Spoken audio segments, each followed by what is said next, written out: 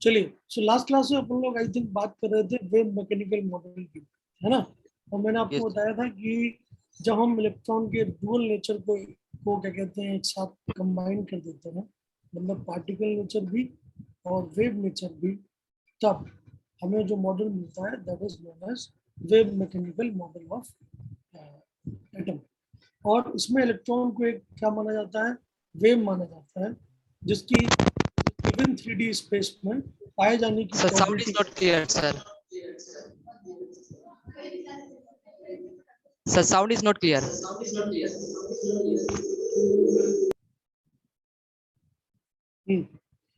Okay, so last class में अपन लोग जो बात कर रहे थे वो ये था कि इलेक्ट्रॉन की डुअल नेचर को इंक्लूड करते हुए अगर हम क्या कहते हैं एक मॉडल बनाएं, तो वो मॉडल जो है वो वेव मैकेनिकल मॉडल कहलाता है। और इस पर्टिकुलर मॉडल को प्रपोज किया किसने, श्रोडिंगर नाम के आदमी ने। और श्रोडिंगर ने इलेक्ट्रॉन को क्या माना, वेव माना। और उसने इलेक्ट्रॉन की वेव की जो इक्वेशन दी, वो इक्वेशन हमने लास्ट क्लास में देखी थी साई फंक्शन के हिसाब से, d square psi plus d x square and d square psi upon d y square plus d square psi upon d z square plus 8 pi square m upon h square and e minus v psi is equal to 0। तो इस type की एक equation बिल्कुल आपने क्या कहते हैं last class में देखी थी। और ये मैंने आपको बताया था कि आपको इस इक्वेशन को सॉल्व करना पड़ेगा। क्या हुआ भाई गुलजार, तुम्हें सुनाई नहीं दे रहा है क्या भाई? हेलो, बार बार तुम अपना माइक ऑन कर रहे हो, बताओ भाई क्या दिक्कत है? हेलो, नहीं सर, आवाज तो आ रहा है सर. आ रहा है ना? जी हाँ तो सर. बिल्कुल आएगा, तो इसमें बिल्कुल कोई दिक्कत नहीं होनी चाहिए आपको। ठीक है, अगर आवाज नहीं आएगा तो माइक हाथ में पकड़ लो, बट आवाज आपको आएगा, चिंता मत करिए। ठीक है, सो लास्ट क्लास तक हमने बात की थी इस इक्वेशन की। और हमने देखा था कि इस इक्वेशन में जो साई है, that psi is defined as what, the wave function, जो कि x, y, z तीनों ही कोऑर्डिनेट सिस्टम में इलेक्ट्रॉन की वेव को दिखाता है। ठीक है, और हमने बात की थी फाइनली, जब हम इस इक्वेशन को सॉल्व करते हैं जो कि हमारे सिलेबस में नहीं है, मैंने आपको बोला था कि आपको डिटेल में नहीं पढ़ना है इसको, आपको केवल और केवल बेसिक आइडिया क्लियर होना चाहिए। तो बेसिक आइडिया के हिसाब से मैंने आपको बताया था, जिसका माइक खुला हुआ है भाई, मेरे को अपनी आवाज सुनाई दे रही है, प्लीज माइक माइक अपना बंद रखें, जब आपको डाउट हो तभी आप अपना माइक ओपन करें और पूछें। एनीवे, सो लास्ट क्लास में मैं आपको बता रहा था कि साई का जो सिग्निफिकेंस है वो तो उतना नहीं होगा, क्योंकि साई अलग अलग जगह पे कभी पॉजिटिव कभी नेगेटिव कुछ भी हो सकता है। और जब वो पॉजिटिव होगा तो नो डाउट हम उसे प्रोबेबिलिटी मान सकते हैं, बट जब वो नेगेटिव होगा तो नेगेटिव चीज को हम प्रोबेबिलिटी नहीं मान सकते। तो इसलिए साई का फिजिकल सिग्निफिकेंस हम नोट नहीं कर पाए। ठीक है, तो इसलिए हमने क्या किया, हमने उसको नॉर्मलाइज कर दिया। और नॉर्मलाइज करके हमने साई से क्या बनाया, साई स्क्वायर। ठीक है, साई स्क्वायर का फिजिकल सिग्निफिकेंस क्या था, साई स्क्वायर का फिजिकल सिग्निफिकेंस था ऑर्बिटल्स का होना। ठीक है, तो अभी तक हमने बोर्स मॉडल में केवल ऑर्बिट्स की बात की, मतलब ऐसी डिस्टेंसेस जहां पे इलेक्ट्रॉन अगर मूव करेगा न्यूक्लियस के चारों तरफ तो उसको कोई एनर्जी रिलीज नहीं करनी पड़ेगी। ये है मतलब बात ऑर्बिट की। लेकिन जब हमने इलेक्ट्रॉन को एज अ वेव भी मान लिया, तब मुझे ऑर्बिट्स के अंदर भी क्या मिलेंगे, ऑर्बिटल्स। और ऑर्बिटल्स क्या है, ऑर्बिटल्स रिप्रेजेंटेड है ऐसे 3D स्पेस से न्यूक्लियस के चारों तरफ जहां पे इलेक्ट्रॉन के पाए जाने की प्रोबेबिलिटी मैक्सिमम है। That means orbitals are defined as the space around the nucleus where the probability of finding the electron is maximum. So maximum probability of finding electron. ठीक है, तो जो हमने अलग अलग क्या कहते हैं कंडीशंस के लिए साई की वैल्यू निकाली, साई स्क्वायर की वैल्यू निकाली और उसको 3D में प्लॉट किया, तो मुझे अलग अलग ऑर्बिटल्स मिलते हैं। तो जनरली आपके सिलेबस में 4 डिफरेंट टाइप के ऑर्बिटल्स आपको देखने को मिलते हैं। कौन कौन से, तो मैंने आपको लास्ट क्लास में बताया था कि एस, पी, डी, एफ, ये 4 टाइप के क्या कहते हैं ऑर्बिटल्स आपको देखने को मिलेंगे। और इन चारों टाइप के ऑर्बिटल्स में से जो शुरुआत के 3 है SPD, इनके शेप जो है वो एनसीईआरटी में ही बने हुए हैं, तो उनके शेप आपको याद करने पड़ेंगे, क्योंकि अगर आप उनके शेप याद नहीं करेंगे तो बहुत सारी जगह पे जब आप शेप वगैरह निकालेंगे, क्या कहते हैं, in the chapter 4 chemical bonding, तो आपको दिक्कतें बिल्कुल फील हो सकती हैं। तो कंसेप्ट क्या है भाई, कि अगर आप इलेक्ट्रॉन को केवल पार्टिकल माने तो केवल ऑर्बिट है, लेकिन जब इलेक्ट्रॉन पार्टिकल के साथ साथ वेव भी हो गया तो अब आपके ऑर्बिट के अंदर भी अलग अलग एनर्जी की क्या है, ऑर्बिटल्स, ठीक है। और उन ऑर्बिटल्स के जो शेप है वो क्या बताते हैं, वो ये बताते हैं कि अगर हमारा इलेक्ट्रॉन उस ऑर्बिटल में हुआ तो उसके पाए जाने की प्रोबेबिलिटी अराउंड द न्यूक्लियस कितने रीजन में होगी।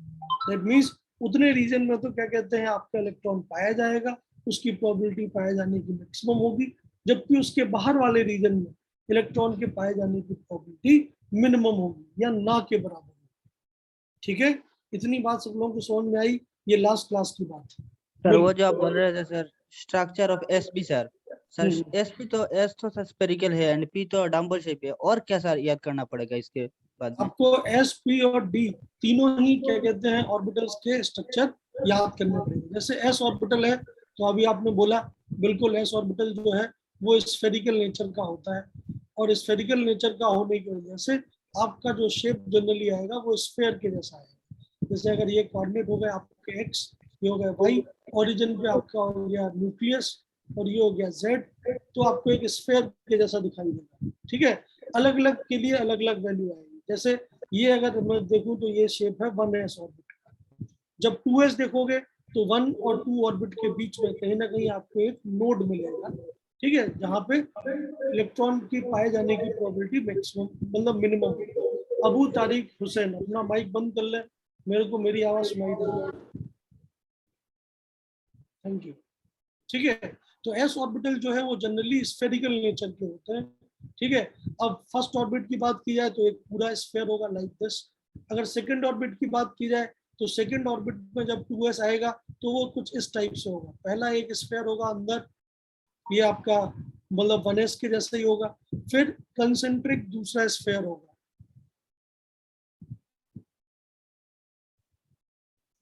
ठीक है। कंसेंट्रिक दूसरा स्फेयर होगा, ये रेडियस अगर आपकी है r1 और ये रेडियस आपकी अगर है r2, तो ये बीच में जो मैंने बनाया है ये रीजन ऐसा रीजन होगा जहां पे प्रोबेबिलिटी ऑफ फाइंडिंग इलेक्ट्रॉन 0 है। इसी को हम बोलते हैं क्या, रेडियल नोड। तो लास्ट क्लास में मैं आपको नोड के बारे में बता रहा था, आज अपन लोग ज्यादा डिटेल में इसकी बात करेंगे। ये जो स्ट्रक्चर है ये स्ट्रक्चर 2s ऑर्बिट का है, और नो डाउट ऐसा होना भी चाहिए, क्योंकि अगर 2s ऑर्बिट है तो ऑर्बिट 1 और 2 के बीच में कहीं ना कहीं ऐसी जगह जरूर आएगी जहां पर प्रोबेबिलिटी ऑफ फाइंडिंग इलेक्ट्रॉन क्या होगा, 0 होगा, ठीक है। तो आपको इस टाइप के स्ट्रक्चर कम से कम 1s 2s के तो पता होने चाहिए एस ऑर्बिटल के बारे में, ठीक है। सिमिलरली पी ऑर्बिटल जो होती है वो डम्बल शेप की होती है, तो आपको कम से कम इतना आइडिया होना चाहिए कि भैया पी ऑर्बिटल अगर 3 टाइप की पॉसिबल है, पी एक्स, पी वाई और पी जेड, तो जब पी एक्स है तो वो एक्स एक्सिस के अलोंग है, पी वाई है तो वाई एक्सिस के अलोंग है, पी जेड है तो वो जेड एक्सिस के अलोंग है, ठीक है। और d x y, d y z, d z x, d x square minus y square and d z square, ये 5 टाइप की डी ऑर्बिटल्स प्रेजेंट हो सकती है। और उनके स्ट्रक्चर्स क्या है, मतलब कब एक्स वाई प्लेन में आपका ऑर्बिटल है, कब वाई जेड प्लेन में है, कब जेड एक्स प्लेन में है, कब एक्सिस के अलोंग है, x square minus y square and z square, ठीक है। तो इतने बेसिक स्ट्रक्चर्स आपको याद करने पड़ेंगे, ठीक है, कि ऑर्बिटल्स के स्ट्रक्चर।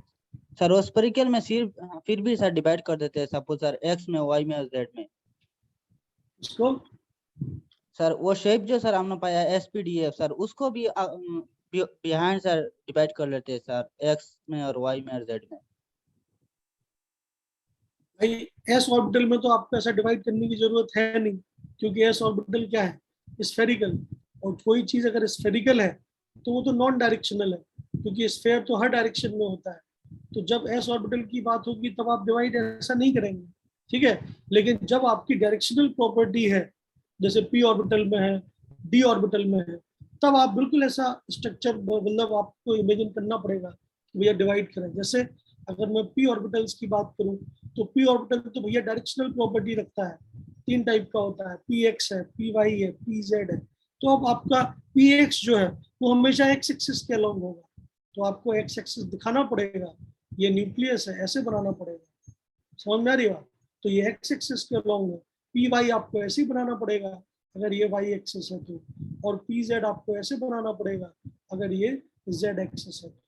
ठीक है, तो जब डायरेक्शनल प्रॉपर्टी होती है तब आपको एक्स वाई जेड एक्सिस के अलोंग चीजों को दिखाना पड़ता है। लेकिन जब हम एस ऑर्बिटल की बात करेंगे तो एस ऑर्बिटल में तो कोई डायरेक्शनल प्रॉपर्टी है ही नहीं, वो तो स्फीयर है, हर डायरेक्शन में है, तो उसमें आपको एक्स वाई जेड में डिफ्रेंशिएट करने की आवश्यकता नहीं है, वो रेडियल डिस्ट्रीब्यूशन के हिसाब से ये काम करेगा। ठीक है, समझ में आ रही बात? जी ये सर। आपका पी ऑर्बिटल है। सिमिलरली जैसे डी ऑर्बिटल है, तो डी ऑर्बिटल में तो भर भर की डायरेक्शन है, क्योंकि डबल डंबल है, मतलब 2 डंबल शेप आएंगे, जैसे इसमें एक ही डंबल था पी ऑर्बिटल में, डी में 2 होते हैं, तो भैया अब सर आपको पी ऑर्बिटल कौन का अच्छा। नोड के विषय में हमारी नोड सर पी ऑर्बिटल। अभी नोट्स मैंने पढ़ाए नहीं है, तो अभी रुको भाई साहब, नोट्स यस के सर। बारे में बात करेंगे थोड़ी देर में। ठीक है, अभी आप नोट्स के बारे में केवल इतना याद रखो कि नोट वो जगह होती है जहाँ पे प्रोबेबिलिटी ऑफ फाइंडिंग इलेक्ट्रॉन क्या हो, 0। ठीक है, अब कैसे निकालते हैं, क्या तरीका है, वो हम देखेंगे in the due course of time. अभी जो मैं बात कर रहा हूँ साजिद के सवाल में वो ये है कि अब आप डी एक्स वाई की बात की जाए तो आपको पता इतना होना चाहिए कि डी एक्स वाई जो है वो एक्सिस के अलोंग नहीं है, लेकिन एक्स वाई प्लेन में है, तो एक्स वाई बनाना पड़ेगा और प्लेन में आपको ऐसे 2 डंबल दिखाने पड़ेगा। ठीक है, तब ये जाके डी एक्स वाई।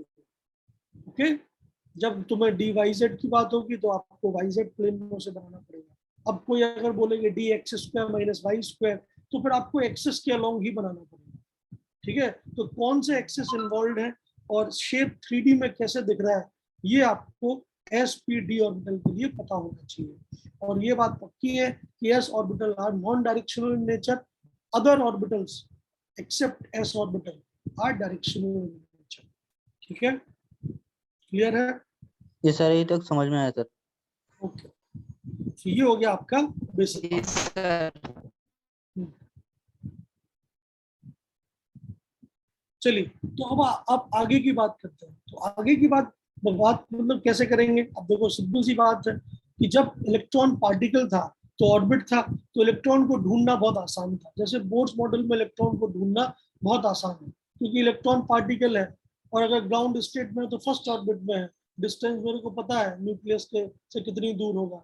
अगर कोई और ऑर्बिट में एक्साइटेड स्टेट में है तो मैं तुरंत फॉर्मूला लगा दूंगा, r n is equal to r naught n square by z, मेरा काम हो जाएगा, मुझे इलेक्ट्रॉन की डिस्टेंस पता चल जाएगी। लेकिन जब इलेक्ट्रॉन पार्टिकल के साथ साथ वेव भी है, डुअल नेचर दिखा रहा है, तो भैया इलेक्ट्रॉन की एग्जैक्ट पोजीशन को लोकेट करना थोड़ा मुश्किल हो जाएगा। क्यों? क्योंकि इलेक्ट्रॉन ऑर्बिट में भी है, उस ऑर्बिट के अंदर किसी ऑर्बिटल में भी है। अब उस पर्टिकुलर इलेक्ट्रॉन तक पहुंचने के लिए आपको कौन कौन सी चीजों की जरूरत पड़ेगी? ठीक है, तो सबसे पहले जिस आदमी ने इन सब चीजों के बारे में बात की, उसने इस एड्रेस को, जैसे मैं अगर आप तक पहुंचना चाहता हूँ, जैसे मान लेते हैं मैं गुलजार अहमद तक पहुंचना चाहता हूँ, तो मैं मतलब क्या क्या चीजें नोट करूंगा? सबसे पहले तो मैं देखूंगा कि भैया गुलजार अहमद अर्थ के किस कंट्री में रहते हैं। ठीक है, तो कंट्री पता चल गया। फिर कौन से स्टेट में रहते हैं, स्टेट पता चल गया। फिर कौन सी डिस्ट्रिक्ट में रहते हैं, डिस्ट्रिक्ट पता चल गया। फिर उस डिस्ट्रिक्ट के कौन से ब्लॉक में रहते हैं, ब्लॉक पता चल गया। फिर कौन से गांव में रहते हैं, गांव पता चल गया। फिर गांव के कौन से मोहल्ले में रहते हैं, लोकेलिटी क्या है वो पता चल गया।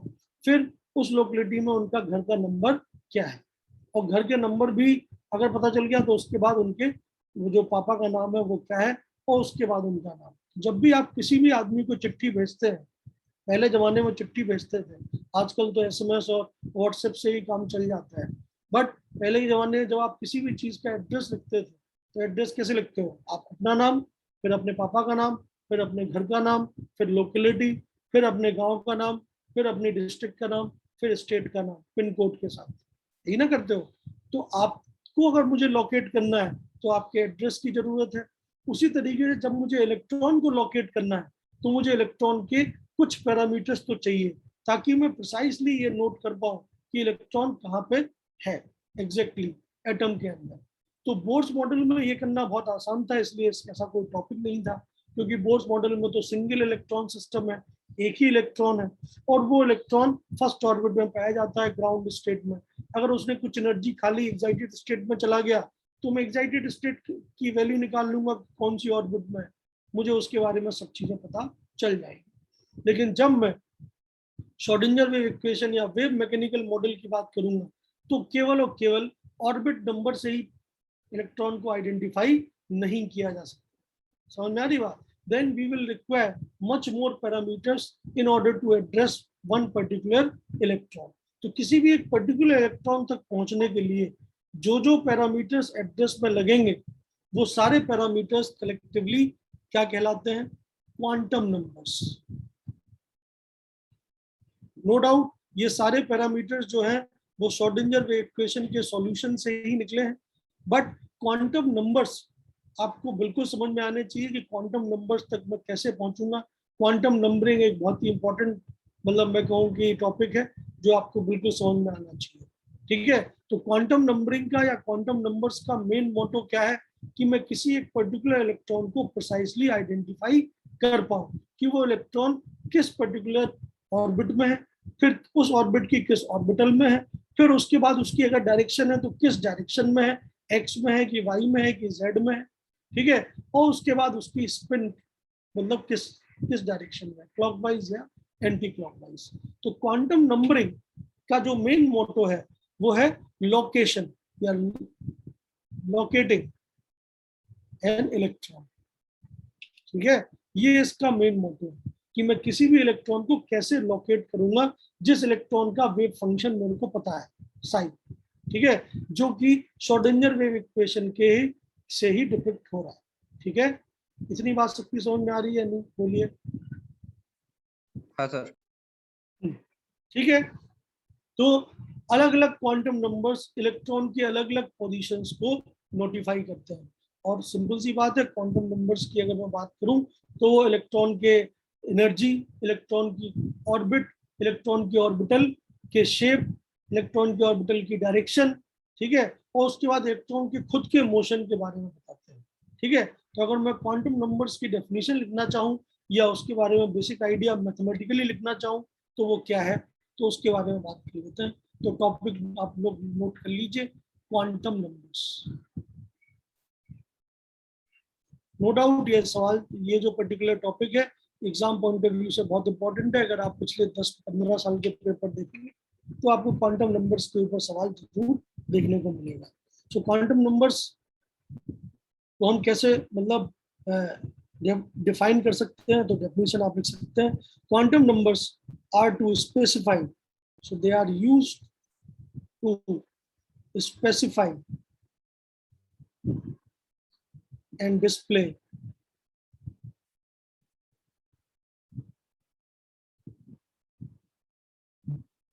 the complete information about size, shape and orientation of orbitals. ठीक है, they also depicts the energy associated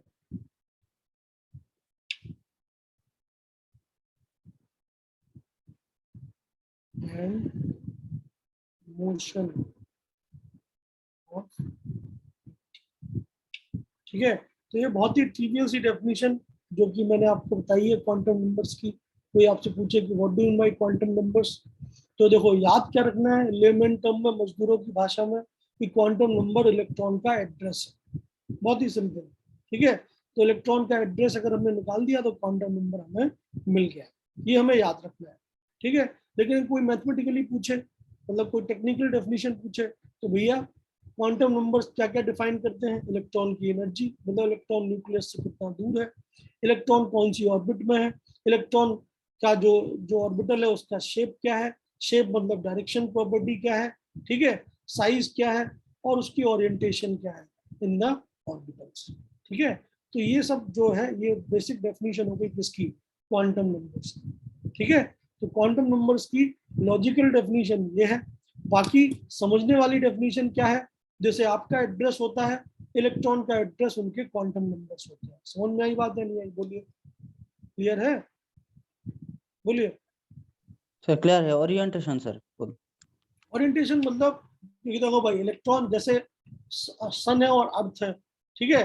तो अब देखो सन के चारों तरफ अर्थ चक्कर लगा रहा है, बट अर्थ खुद एक पर्टिकुलर डायरेक्शन में ओरिएंट होगा या नहीं होगा। जैसे हम सब जानते हैं कि अर्थ 23.5 डिग्री झुका हुआ है कि नहीं, समझ में आई बात। तो वो उसकी ओरिएंटेशन है, उसके बाद वो उस एक्सिस के ऊपर रोटेट भी कर रहा है, वो उसका मोशन है, ठीक है। तो अर्थ के मोशन जो है, earth is like what, electron which is revolving around sun, that is like what, nucleus।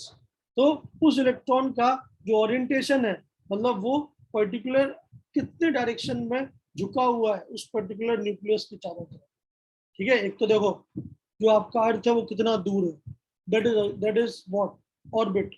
उसके बाद उसका ओरिएंटेशन क्या है, मतलब उसकी मैग्नेटिक प्रॉपर्टीज क्या है, ठीक है, वो कितने डिग्री पे एंगल पे झुका हुआ है। उसके बाद उसका खुद का मोशन कितना है उस एक्सिस के अंदर। तो अगर आप अर्थ को इमेजिन करें सोलर मंडल में, सोलर सिस्टम में, तो अर्थ जो है वो क्या है, सीधा प्लेनरी ऐसा नहीं, ऐसे नहीं जा रहा है, ऐसे झुका हुआ है, ऐसे झुका हुआ ऐसे जा रहा है, ठीक है। और वो ऐसे भी जाता है, ऐसे वॉबल भी करता है, और साथ में खुद के एक्सिस पे घूमता भी। समझ आ रही बात। तो ये बहुत ही मतलब मैं कहूँ 3 डायमेंशनल चीज है जो कि आप समझ सकते हैं, orientation, that is the 3D, मैं कहूँ कि axis of the electron with respect to the nucleus, ठीक है।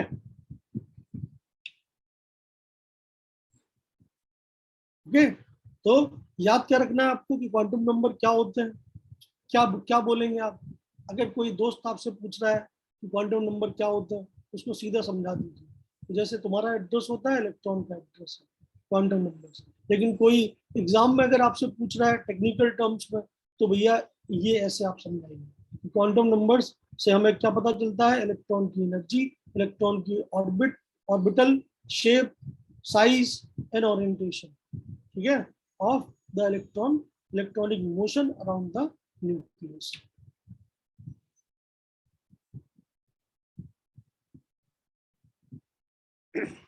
ठीक है। तो अलग अलग क्वांटम नंबर, जैसे मैं आपको बेसिक आइडिया, मैं आपको क्या बोल रहा हूँ, मैं ये बोल रहा हूँ जैसे अगर बोर्स मॉडल होता, तो बोर्स मॉडल में तो सीधा ये था कि ये ZE प्रोटॉन है, अगर Z एटॉमिक नंबर है, ये इलेक्ट्रॉन है और ये घूम रहा है। तो बोर्स मॉडल के हिसाब से तो इलेक्ट्रॉन को पकड़ पाना बहुत ही आसान है, क्योंकि केवल ऑर्बिट है बस। तो मैं पता कर लूंगा कि इलेक्ट्रॉन अगर nth ऑर्बिट में है तो इलेक्ट्रॉन की न्यूक्लियस से डिस्टेंस क्या होगी, r0 n² z, आंसर आ गया। इलेक्ट्रॉन की वेलोसिटी क्या होगी, v0 z/n, आंसर आ गया। एनर्जी क्या होगी, En - E0 z² आंसर आ गया। तो ये है बोर्स मॉडल जो कि इलेक्ट्रॉन को पूरी तरह से पार्टिकल मानता है। लेकिन जब इलेक्ट्रॉन को पार्टिकल के साथ साथ वेव भी माना जाएगा, तब ऐसी बात नहीं है। तब आपको क्या करना पड़ेगा, आपको सबसे पहले तो न्यूक्लियस से कितना दूर है इलेक्ट्रॉन ये पता होना चाहिए। तो एक क्वांटम नंबर तो डिस्टेंस बताने में लग जाएगा, मतलब कौन सी ऑर्बिट में है, फर्स्ट ऑर्बिट में है कि सेकंड में है कि थर्ड में है कि फोर्थ में है। So that will give you the energy corresponding to that particular electron. तो सबसे पहले हम कहाँ पहुंचेंगे, ऑर्बिट में। तो पहला चीज होगा ऑर्बिट को पकड़ना। फिर उस ऑर्बिट के अंदर अलग अलग इलेक्ट्रॉन के अलग अलग वेव फंक्शन होंगे, जिससे उनके अलग अलग ऑर्बिटल्स निकलेंगे। कोई s ऑर्बिटल में निकलेगा, कोई p में निकलेगा, कोई d में निकलेगा। तो सेकंड क्वांटम नंबर का मेन काम है कि ऑर्बिट पता चलने के बाद ये पता करना कि कौन सी ऑर्बिटल में है।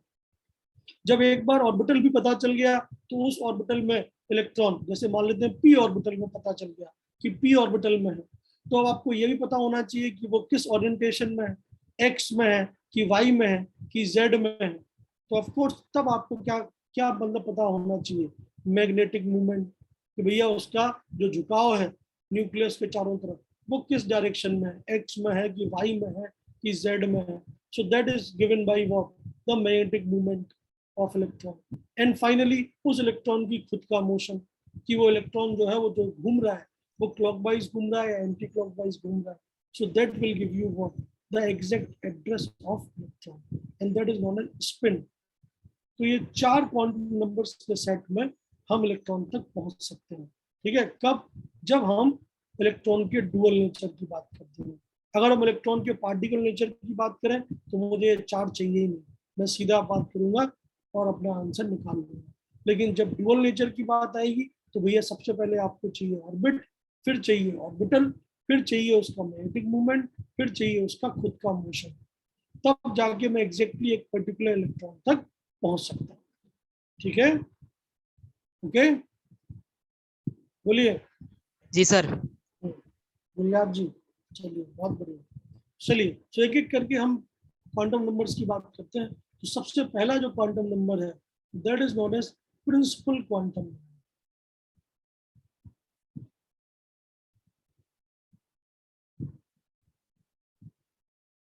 represented by n.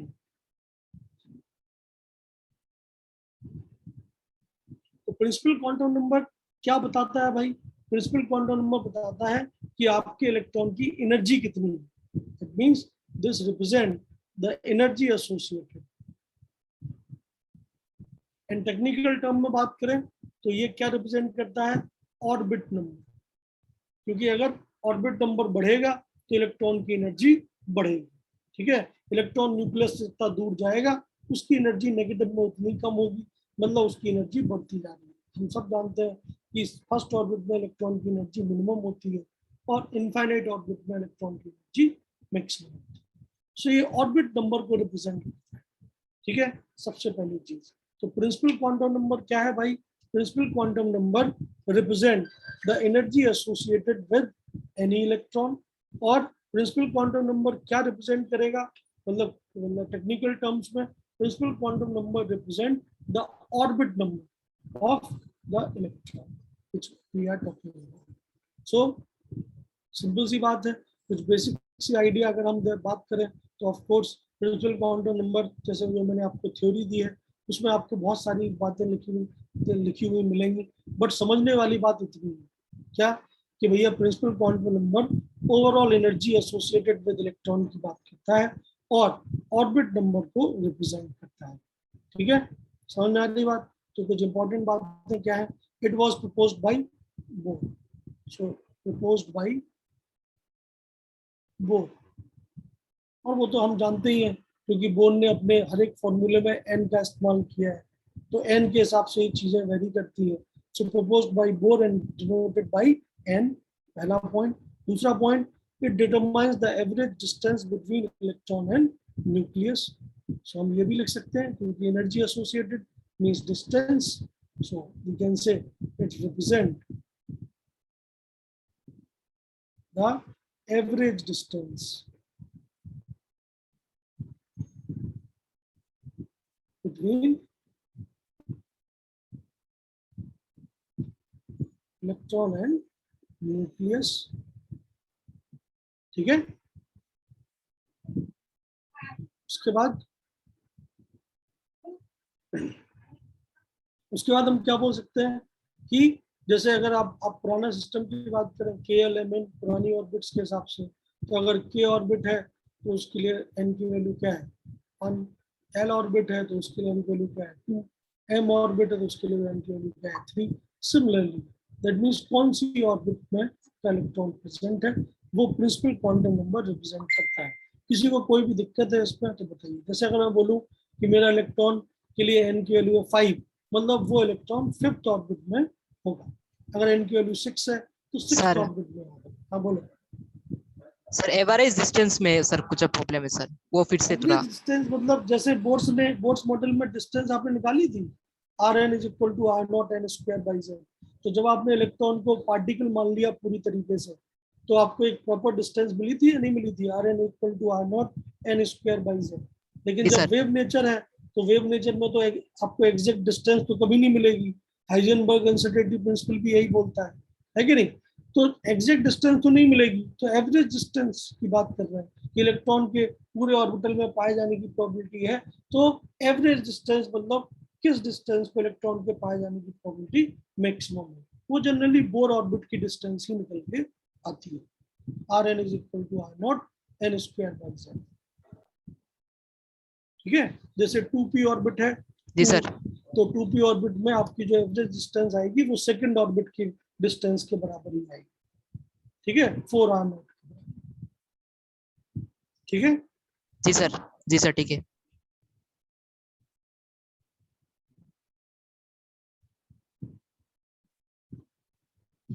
सबसे पहले आपने मतलब एनर्जी डिफरेंस मतलब ऑर्बिट नंबर निकाल लिया। सेकंड जो आपका नंबर होता है that is known as azimuthal quantum number.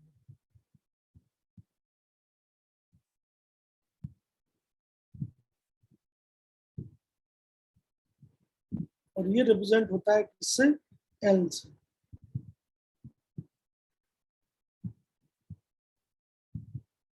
ठीक है, सो इसके बारे में इंपॉर्टेंट पॉइंट आपके लिख सकते हैं, it is proposed bye Sommerfeld. ठीक है,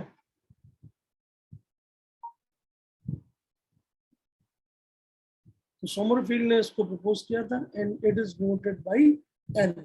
ठीक है, ये क्या बताता है आपको, ये आपको बताता है ऑर्बिटल के नंबर, मतलब ऑर्बिट के अंदर आप कौन सी ऑर्बिट में प्रेजेंट है।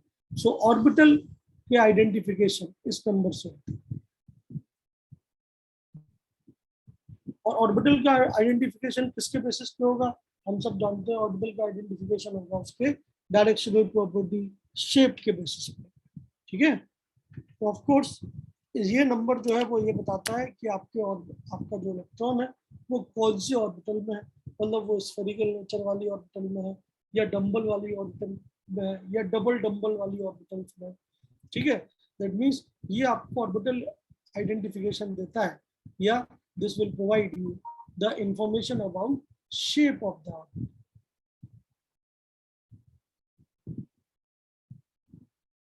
समझ आ रही बात, तो ये शेप के हिसाब से क्या कहते हैं बताता है।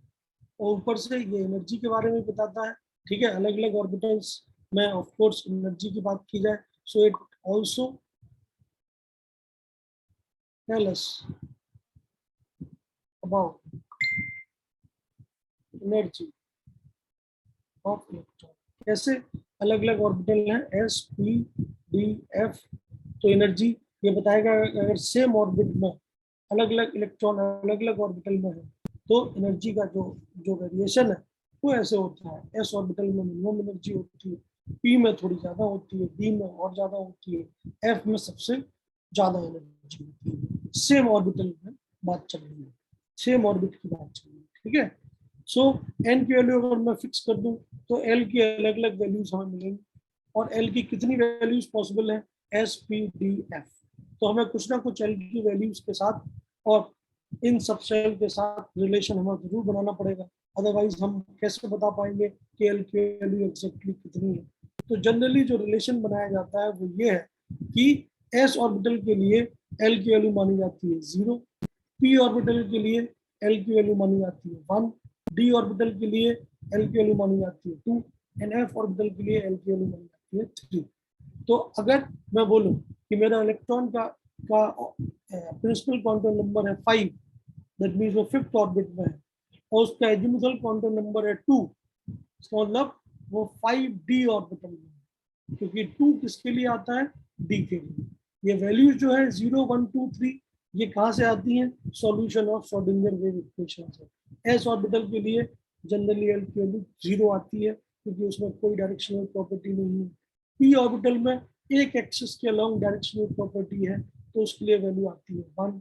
डी ऑर्बिटल में दो एक्सिस के अलोंग डबल डंबल है, तो दो एक्सिस के अलोंग आपको वैल्यूज मिलेंगी डायरेक्शन की, तो इसलिए डी में एल की वैल्यू आती है 2।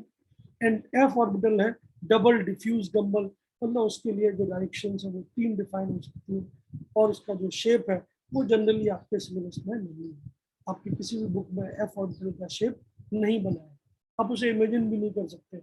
अगर आप देखना चाहते हैं तो आप ऑनलाइन जब भी आपके पास वक्त हो आप लिख दीजिएगा गूगल पे शेप ऑफ 5f ऑर्बिट, ठीक है। तो आपको एक 3D डायग्राम देखने को मिलेगा जो अपने आप में देखने में ही खतरनाक लगेगा, तो उसको बुक्स में इंक्लूडेड नहीं किया गया है, अप टू योर सिलेबस, ठीक है।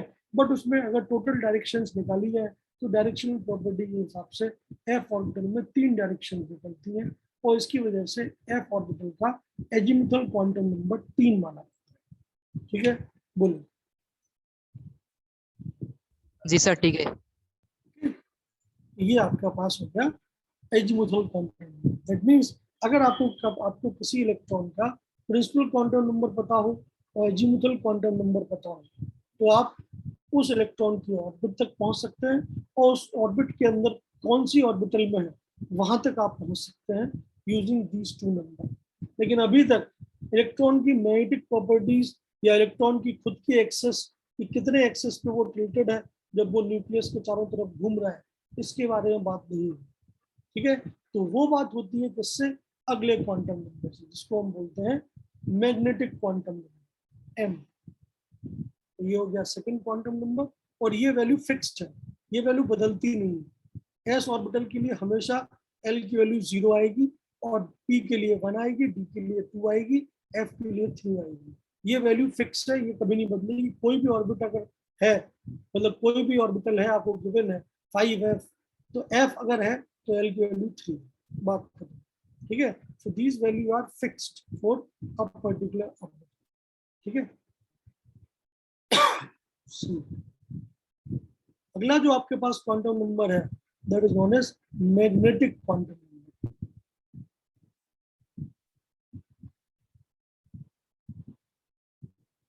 Represented by m। So magnetic quantum number जो है वो क्या बताता है, मैग्नेटिक क्वांटम नंबर पहली बात तो वही same dialogue, so it is proposed bye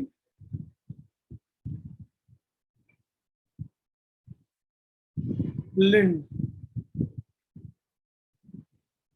ठीक है, and denoted by m। So propose किया लिंड ने और डिनोट किया m से, ठीक है। ये क्या बताता है भाई साहब आपको, ये बताता है कि कोई भी इलेक्ट्रॉन अगर किसी ऑर्बिटल में है तो उस ऑर्बिटल में उसके कितने ओरिएंटेशन पॉसिबल है, मतलब थ्री डायमेंशन में वो कितने ओरिएंटेशन के साथ उस ऑर्बिट में रह सकता है और न्यूक्लियस के चक्कर लगा सकता है। That means it gives the number of, provide the number of orientations of orbital, ठीक है। मतलब ऑर्बिटल कितने ओरिएंटेशन में इलेक्ट्रॉन्स को रख सकता है, और इलेक्ट्रॉन कितने ओरिएंटेशन में उस ऑर्बिटल के अंदर रहते हुए न्यूक्लियस को चक्कर लगा सकते हैं। जैसे आप इमेजिन करें, आप चक्कर लगा रहे हैं, मान लेते हैं आप मेरा चक्कर लगा रहे हैं, मैं ये हूँ, आप ये हैं, तो आप उस चक्कर कितने ओरिएंटेशन, ये पता चल गया कि आपकी डिस्टेंस कितनी है, ठीक है, डिस्टेंस पता चल गई एन से। आपका ये पता चल गया कि आपका शेप कैसा है, ये भी पता चल गया। अब उस शेप के साथ भी आप ऐसे चक्कर लगा रहे हैं, या ऐसे चक्कर लगा रहे हैं, या ऐसे चक्कर लगा रहे हैं, या ऐसे चक्कर लगा रहे हैं, ये आपके ऊपर। तो उस ऑर्बिटल में रहते हुए आप कितने डिफरेंट ओरिएंटेशन में उस न्यूक्लियस के चारों तरफ चक्कर लगा सकते हैं, that will be given by the value of m, that is known as magnetic quantum number. समझ में आ रही बात, बोलिए, क्लियर है, एग्जांपल समझ में आया। सर फिर से एक बार सर, सर फिर जैसे से ये एक है, बार। जैसे ये है, मान लेते हैं जैसे ये मैं हूँ, ये मुट्ठी जो है वो मैं हूँ, और आप ये हाथ है, हथेली है, ठीक है। अब आपका मुझे n पता चल गया, मतलब आपकी मेरे न्यूक्लियस, मैं न्यूक्लियस हूँ, आप इलेक्ट्रॉन है, मुझे आपकी डिस्टेंस पता चल गई कि आप यहाँ पे हैं, कि यहाँ पे है, कि यहाँ पे है, ठीक है। मान लेते हैं पता चल गया आप यहाँ पे हैं, ठीक है। उसके बाद मुझे आपका शेप पता चल गया कि आप स्फेरिकल हैं कि डम्बल हैं कि क्या है, डबल डम्बल हैं, वो एल से पता चल गया। अब तीसरी चीज क्या है कि आप जब घूमेंगे मेरे चारों तरफ उसी सेम डम्बल शेप में या डबल डम्बल शेप में, तो आप ऐसे घूम रहे हैं, या आप ऐसे घूम रहे हैं टिल्टेड, या आप ऐसे घूम रहे हैं इधर टिल्टेड, या आप कैसे घूम रहे हैं, समझ रहे हो मेरी बात। अलग अलग ओरिएंटेशन आपके हो सकते हैं जब आप मेरे चारों तरफ चक्कर लगाए। तो डिफरेंट, कितने डिफरेंट ओरिएंटेशन आपके पॉसिबल है, ये बताता है कौन, नेगेटिव क्वांटम नंबर। समझ में आया? इसने पूछा गुलजार अहमद। जी सर, जी तो सर समझ में आया it sir. Provides the number of orientations. तो इसकी कितनी वैल्यू होती है, कितनी वैल्यू ये मतलब नेगेटिव क्वांटम नंबर रख सकता है। तो हमेशा आप याद रखिए कि negative quantum number will always belong from -n to +n। याद रखिए, जैसे -l कौन सा है, l क्या है, वो एजीमुथल क्वांटम नंबर। जैसे अगर मैं s ऑर्बिटल के लिए बात करूं, s ऑर्बिटल तो नॉन डायरेक्शनल है, l की वैल्यू क्या होती है 0, तो m की वैल्यू क्या होगी -0 से +0, मतलब m की एक ही वैल्यू पॉसिबल है, वो क्या है 0। लेकिन अगर मैं बोलूं कि मेरा इलेक्ट्रॉन p ऑर्बिटल में है, p ऑर्बिटल में होगा तो l की वैल्यू क्या होगी 1। तो p ऑर्बिटल में कितने ओरिएंटेशन पॉसिबल है, m की वैल्यू क्या होगी -1 से लेके +1। तो -1 से +1 कितने इंटीजर आएंगे, मतलब m की जो वैल्यू आएगी सेट आएगा, एक तो -1 आएगा, एक 0 आएगा और एक 1 +1 आएगा। समझ में आ रही बात, क्लियर है? दैट मीन्स अगर l की वैल्यू 1 है, आप p ऑर्बिटल में है, तो आपके 3 ओरिएंटेशन पॉसिबल है। क्लियर है? बोलिए। सर ठीक वो है, जी ओरिएंटेशन सर। सर क्या था सर? धीमे सर वो धीमे जो बोलो। सर वो जो ओरिएंटेशन आता है ना, वो जो बैंड होता है सर, वो किसकी वजह से होता है सर? इसका अट्रैक्शन की वजह से? वो जो सर बिल्कुल, इलेक्ट्रॉन। देखो जो भी मोशन हो रहा है इलेक्ट्रॉन का, जो भी मोशन हो रहा है 3D स्पेस में, वो किसकी वजह से हो रहा है? Of course electrostatic attraction between nucleus and electron. ठीक है, अगर हम जी इलेक्ट्रॉन सर। को वेव भी मान लें, तब भी हमने यही बोला है कि जो इलेक्ट्रॉन की वेव है वो किसके प्रभाव में चलती है, न्यूक्लियस के प्रभाव में, है कि नहीं? तो सब कुछ न्यूक्लियस के प्रभाव से ही हो रहा है। ठीक है, जी sir. Okay, sir so this zero is the के मतलब, बेसिक। सर जीरो का मतलब क्या है सर? वो जो जीरो का मतलब क्या है जीरो क्या? का कोई मतलब नहीं है भैया, जीरो का मतलब ये है कि आपकी एक वैल्यू है। जैसे मान लेते हैं आप ऐसे चल सकते हो, ऐसे चल सकते हो, ऐसे चल सकते हो, तो अब मुझे कुछ ना कुछ वैल्यू तो आपको देनी पड़ेगी ना भाई। ठीक है, तो ये पाया गया कि अगर आपकी वैल्यू एल फिक्स है, एल की वैल्यू पता है मेरे को, तो अगर मैं -l से +l तक के सारे इंटीजर लिख दूं, तो आप कोई ना कोई एक वैल्यू दिखाएंगे। ठीक है, अगर ये -1 माना, ये 0 माना, तो ये +1 हो गया। अगर ये -1 माना, ये 0 माना, ये +1 हो गया, इस टाइप से। ठीक है, तो वैल्यू मतलब एग्जैक्ट वैल्यू आपको ये नहीं बोल रही है कि उसकी वैल्यू 0 है। ठीक है, ये 0 +1 -1 केवल क्या है, आपकी स्टेट है कि आप कितनी स्टेट में रह सकते हो। तो अब उस स्टेट को, जैसे बोलूं कोई चीज 3 स्टेट में रहती है, तो आप कैसे रिप्रेजेंट करोगे? ABC 3 स्टेप है, 1 2 3, यही ना करोगे?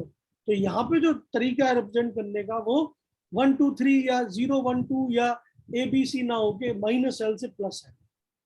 ठीक है, तो आप या तो -l वाले में होंगे, या -l+1 वाले में होंगे, या जो भी आपकी वैल्यू है। तो अगर l की वैल्यू 1 है, तो या तो आप -1 टाइप से घूमेंगे, या 0 टाइप से घूमेंगे, या +1 टाइप से घूमेंगे। ठीक है, ये सर ये एस ऑर्बिटल में जीरो का सर मतलब है एनी डायरेक्शन। मतलब s ऑर्बिटल में 0 का मतलब है कि आपकी एक ही स्टेट पॉसिबल है। जब आप s ऑर्बिटल में हैं, तो आपका ओरिएंटेशन एक ही पॉसिबल है। अब वो जो भी हो, चाहे वो ऐसा हो, चाहे वो ऐसा हो, चाहे ऐसा हो, लेकिन एक ही है, फिक्स है। ठीक है, और एक ही आप सर अलग एक अलग ओरिएंटेशन नहीं बना सकते। अच्छा ठीक सर, है, एक ही और फिक्स है। क्या बोल रहे हो भाई? सर अब आप बोल रहे हैं ना सर, एक ही सर है और हाँ, तो फिक्स है। मैं तुम्हें जो समझा रहा हूँ उसको सुनो। ठीक है, तभी ना तुम्हें अपने सवाल का जवाब मिलेगा। तुम अगर अपने सवाल को ही बार बार अपने मन में घुमाते रहोगे, तो फिर जवाब कैसे मिलेगा भाई? तो मैं वही तो बता रहा हूँ तुम्हें कि अगर मेरा ओरिएंटेशन एक ही है, अब चाहे मैं ऐसे होटल में हूँ, मैं चाहे ऐसे घूम रहा हूँ, चाहे ऐसे घूम रहा हूँ, चाहे ऐसे घूम रहा हूँ, मेरा एक ही ओरिएंटेशन, मतलब चाहे मैं ये रहूँ, चाहे ये रहूँ, चाहे ये रहूँ, मेरा एक ही ओरिएंटेशन है।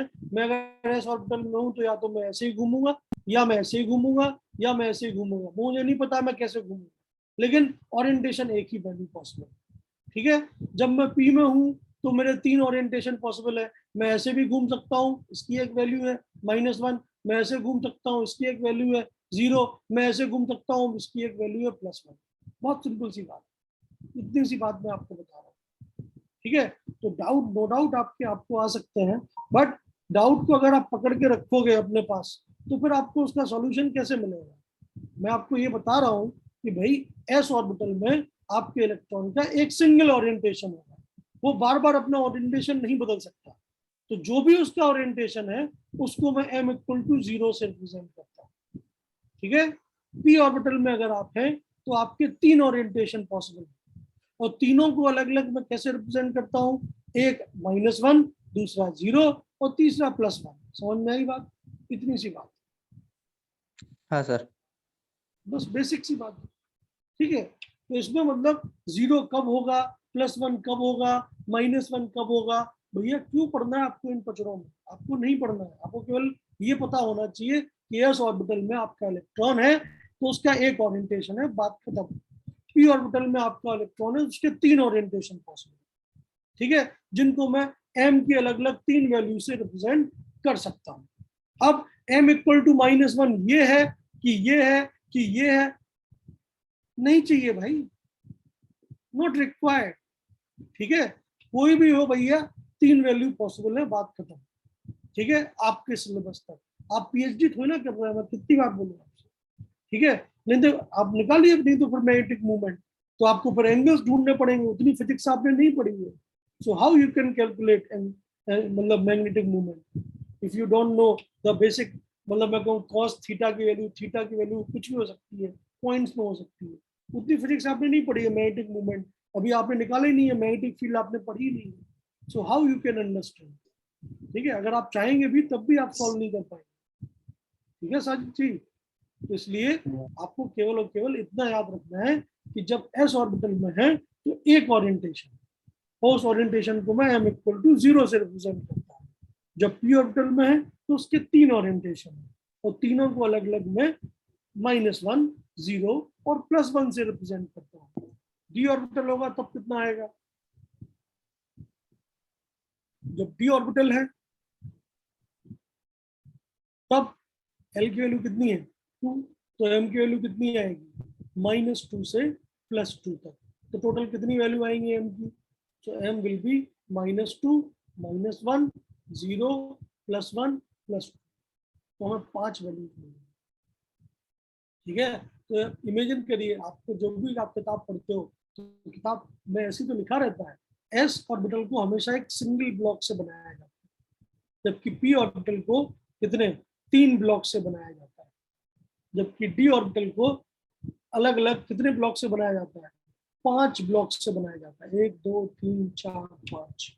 ये क्योंकि हर एक ब्लॉक में एक पर्टिकुलर ओरिएंटेशन है, -2, -1, 0, +1, +2।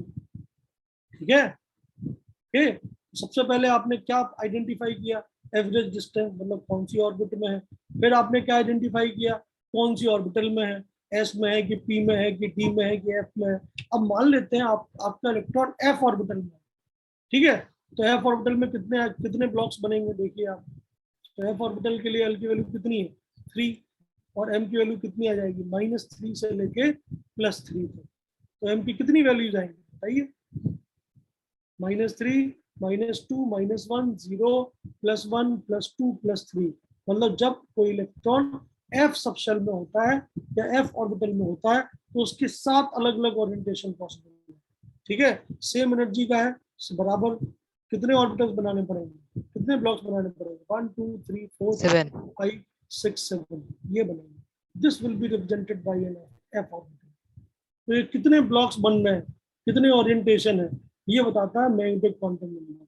मतलब एक ब्लॉक -3 कर दो, -2, -1, 0, +1, +2, +3। अब सोचिए, मान लेते हैं मैं बात कर रहा हूँ 5f ऑर्बिटल की। ठीक है, चलिए मुझे पता चल गया 5 से n की वैल्यू है 5, ये पता चल गया कि वो कौन सी ऑर्बिट में है। l की वैल्यू f ऑर्बिटल के लिए 3, मुझे ये पता चल गया कि वो कौन सी ऑर्बिटल में है, सबशेल में है, ये भी पता चल गया। अब मुझे ये पता करना है, क्योंकि सबशेल में तो इलेक्ट्रॉन के अलग अलग ओरिएंटेशन पॉसिबल है। अब l की वैल्यू 3 के लिए कितने अलग अलग ओरिएंटेशन पॉसिबल है? 7। तो 7 में से कौन सा वाला है? समझ में आ रही बात? दैट मीन्स आपका इलेक्ट्रॉन जो है वो यहाँ पे है, इस ब्लॉक में है कि इस ब्लॉक में है कि इस ब्लॉक में है कि इस ब्लॉक में है, पता होना पड़ेगा ना आपको। तो वो जो है कि इलेक्ट्रॉन कौन सी ब्लॉक में है वो बताता है m। ठीक है, जैसे मैं बोलूं कि m की वैल्यू हो गई उसकी +1, मतलब इस इलेक्ट्रॉन के बारे में बात चल रही है, इस ब्लॉक के बारे, सॉरी इस ब्लॉक के बारे में बात चल रही है, क्योंकि इसके लिए m की वैल्यू है +1। ठीक है, तब जाके आप प्रिसाइसली उस ब्लॉक तक पहुंच पाएंगे। ठीक है, जैसे n हो गया आपका स्टेट, l हो गया आपकी डिस्ट्रिक्ट, तो m क्या है आपका गांव का नाम, कि कौन से गांव में है भाई साहब। ठीक है, क्योंकि डिस्ट्रिक्ट में तो एक गांव हो सकता है, 3 गांव हो सकते हैं, 5 गांव हो सकते हैं, 7 गांव हो सकते हैं, तो कौन से वाले गांव में है, समझ में आ रही बात।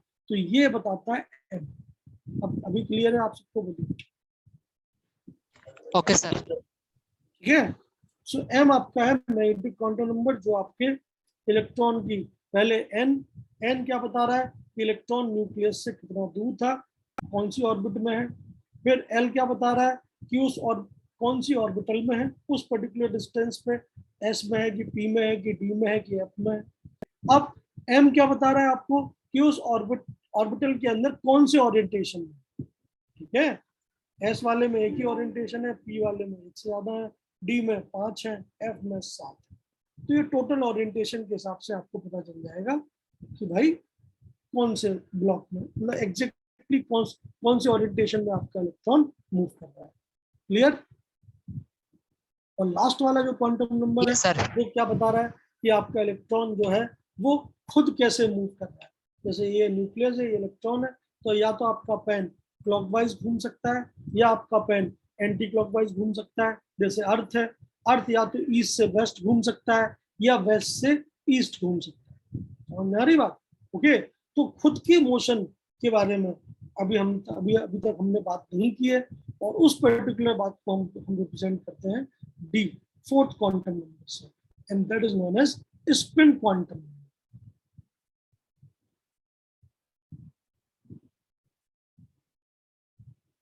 स्पिन क्वांटम नंबर क्या बता रहा है आपको, खुद के इलेक्ट्रॉन का मोशन, भैया इलेक्ट्रॉन खुद मूव जो कर रहा है वो कौन से ओरिएंटेशन में मूव कर रहा है। समझ में आई बात। ठीक है, सो पहला point, so it is proposed by, तो स्पिन क्वांटम नंबर किसने प्रपोज किया, so it is proposed by Goldsmith.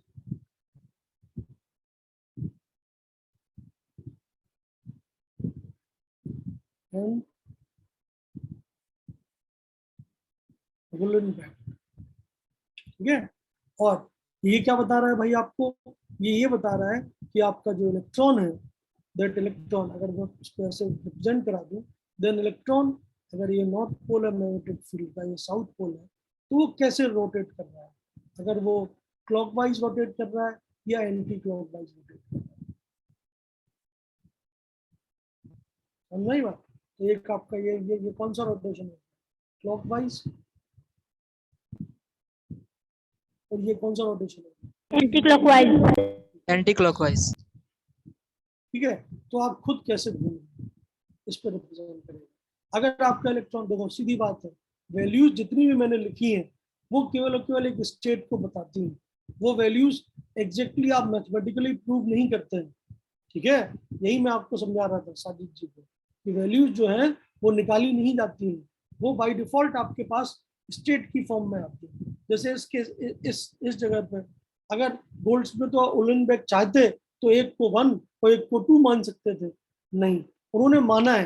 तो उन्होंने क्या माना है, जब क्लॉकवाइज रोटेट करेगा तो स्पिन की वैल्यू प्लस हाफ मानी जाती है, और जब क्लॉकवाइज रोटेट करेगा तो स्पिन की वैल्यू -हाफ मानी जाती है। ठीक है, सो ये 2 स्टेट उन्होंने दी, S1 एंड S2। तो जब एंटी क्लॉकवाइज रोटेट करता है तो हम स्पिन को पॉजिटिव मानते हैं, एंटी क्लॉकवाइज रोटेशन में जो मैग्नेटिक फील्ड आएगी वो पॉजिटिव डायरेक्शन में है, जबकि ये जो है ये नेगेटिव डायरेक्शन में। तो S की वैल्यूज जो है वो +हाफ और -हाफ ही बताई जाती है। और +हाफ का मतलब क्या है, पॉजिटिव स्पिन का मतलब क्या है, electron is moving in anti clockwise direction. -Half का मतलब क्या है, electron is moving in clockwise direction. बस इतना से वैल्यू आपको पता होनी चाहिए। ठीक है, बोलिए। जी सर। तो ये 4 चीजें हैं जिससे कि आप किसी भी डिजायर्ड इलेक्ट्रॉन तक पहुंच सकते हैं, कि उस इलेक्ट्रॉन की एग्जैक्ट पोजीशन क्या है, उसका शेप क्या है, उसका ओरिएंटेशन क्या है, और उसका खुद का मोशन क्या है। ठीक है, समझ में आई बात? तो अगर मुझे किसी भी इलेक्ट्रॉन तक पहुंचना हो तो मुझे उसके 4 चीजें चाहिए। सबसे पहले प्रिंसिपल क्वांटम नंबर, जो क्या बताएगा उस इलेक्ट्रॉन की न्यूक्लियस से डिस्टेंस। फिर दूसरा नंबर किसका आएगा, उसका azimuthal quantum azimuthal number. Quantum number, जो ये बताएगा कि वो कौन सी ऑर्बिटल में है, एस में है कि पी में है कि डी में है कि एफ में है, मतलब शेप के बारे में बताएगा। उसके बाद मैग्नेटिक क्वांटम नंबर, जो क्या बताएगा कि उसका उस पर्टिकुलर ऑर्बिटल के अंदर ओरिएंटेशन क्या है। And finally fourth spin quantum Spin number, quantum. जो क्या बताएगा उसका खुद का मोशन क्या है। ठीक है, वो Okay, क्लॉकवाइज sir. घूम रहा है या एंटी क्लॉकवाइज। ठीक है, तो अगर ये चारों वैल्यूज का सेट आपको गिवन हो तो आप किसी भी इलेक्ट्रॉन तक प्रिसाइसली पहुंच सकते हैं। और ये चारों वैल्यूज का सेट किसी भी इलेक्ट्रॉन के लिए क्या कहलाता है, the set of quantum numbers. Quantum number. जिस तरीके से हमारी दुनिया में किन्हीं भी दो लोगों का एड्रेस सेम नहीं हो सकता, क्या किसी आपका एड्रेस किसी और के जैसा हो सकता है? बोलिए। No, नहीं sir. सर। नहीं हो सकता। तो अलग अलग आदमियों के अलग अलग एड्रेस है, अदरवाइज उनकी एग्जिस्टेंस पे क्वेश्चन मार्क लग जाएगा। उसी तरीके से अलग अलग इलेक्ट्रॉन, किन्हीं भी दो इलेक्ट्रॉन के एड्रेस मतलब क्वांटम नंबर्स का सेट सेम नहीं हो सकता। समझ में आ रही बात? तो ये बात की आगे चल के पॉलीज एक्सक्लूजन प्रिंसिपल कहलाती है। ठीक है, जो पॉलीज क्या बोलता है कि किन्हीं भी दो इलेक्ट्रॉन्स का set of all 4 quantum numbers कभी सेम नहीं हो सकते। अगर वो सेम हो गए मतलब वो सेम इलेक्ट्रॉन है, मतलब उनमें कोई डिफरेंस नहीं है। तो आगे चल के आप पढ़ेंगे इसके बारे में, पॉलीज एक्सक्लूजन प्रिंसिपल। ठीक है, तो उसी तरीके से यहाँ पे जो मैंने बोला वो चीज आगे भी वैलिड है। ठीक है, कुछ एक और इम्पोर्टेंट फॉर्मूलेस जो है वो समय के साथ बनाए गए। जैसे एक फॉर्मूला तो हम कुछ इम्पोर्टेंट फॉर्मूले में यहाँ पे लिख रहा हूँ। ठीक है, जिनके ऊपर डायरेक्ट सवाल आ सकता है।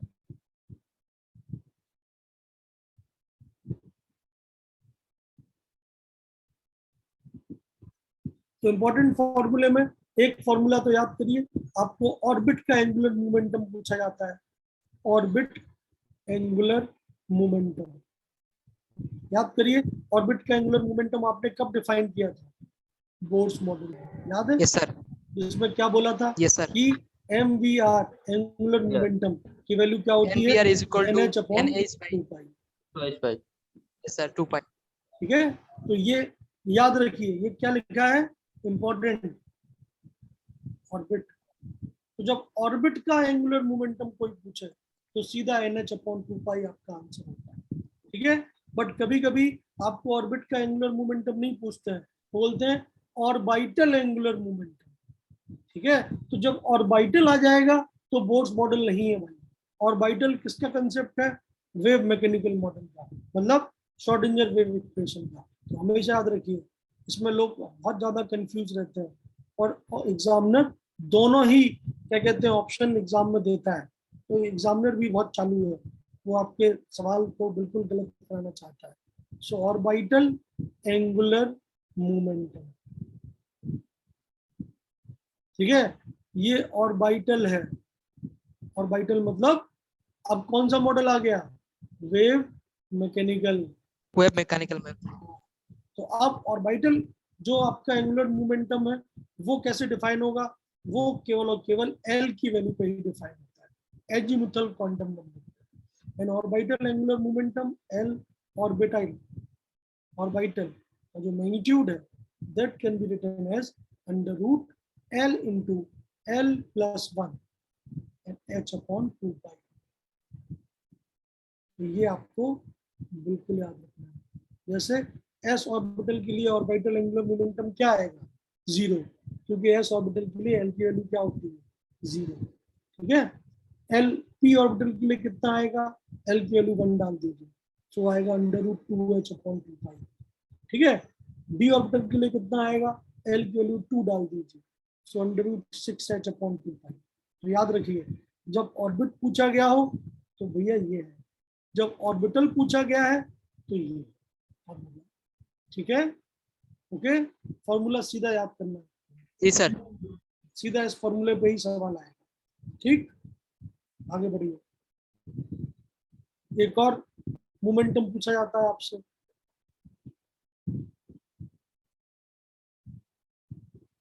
spin only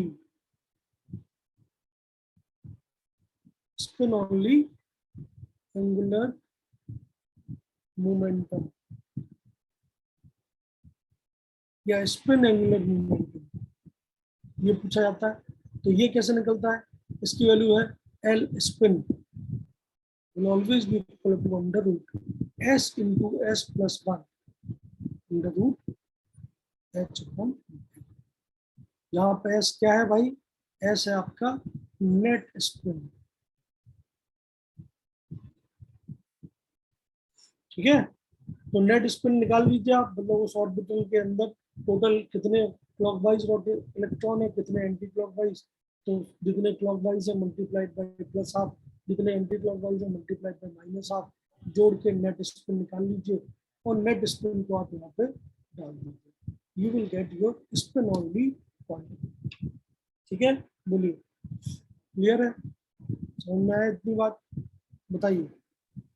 sir net spin थोड़ा सा समझाइए सर। नेट स्पिन जैसे ऐसा है, जैसे मान लेते हैं आपको पी ऑर्बिटल गिवन है, ठीक है, और आपसे पूछा है बताओ स्पिन ओनली एंगुलर मोमेंटम क्या है, तो आगे चल के जब आप इलेक्ट्रॉन को भरोगे तो कुछ इलेक्ट्रॉन ऐसे ऐसे भरे जाते हैं जिनका डायरेक्शन ऊपर की तरफ होता है और ये एंटी क्लॉकवाइज डायरेक्शन को रिप्रेजेंट करते हैं, और कुछ इलेक्ट्रॉन ऐसे भरे जाते हैं, ऐसे रिप्रेजेंट किए जाते हैं, ठीक है, जिनमें जो डायरेक्शन है वो क्या है, वो क्लॉकवाइज डायरेक्शन में जाती है, ठीक है। तो इसका जो स्पिन है वो होता है प्लस हाफ, इसका जो स्पिन है वो होता है माइनस हाफ, ठीक है। तो आगे चल के आपको पता चलेगा, अभी आपके फॉर्मूला याद कर लीजिए, मैं आपको भरना सिखाऊंगा ना आगे कैसे भरते हैं इलेक्ट्रॉन, तब आप नेट स्पिन निकाल सकते हैं। अभी हाल फिलहाल के लिए फॉर्मूला तो आप याद रख सकते हैं, नहीं बोलिए। जी सर। ठीक है, नेट स्पिन कैसे निकालना है वो मैं आपको बताऊंगा जब ये पॉलीज एक्सक्लूजन प्रिंसिपल ये सब चीजें बताई जाएंगी, इलेक्ट्रॉनिक कॉन्फ़िगरेशन, तब आपको नेट स्पिन निकालना आ जाएगा। अभी आप बस ये मान लीजिए कि किसी भी ऑर्बिट का नेट स्पिन अगर एस है गिवन है आपको, तो आप under root s into s plus 1 h upon 2 pi से उसका स्पिन ओनली एंगुलर मोमेंटम निकाल सकते हैं, ठीक है। ओके, बोलिए। जी सर ठीक है।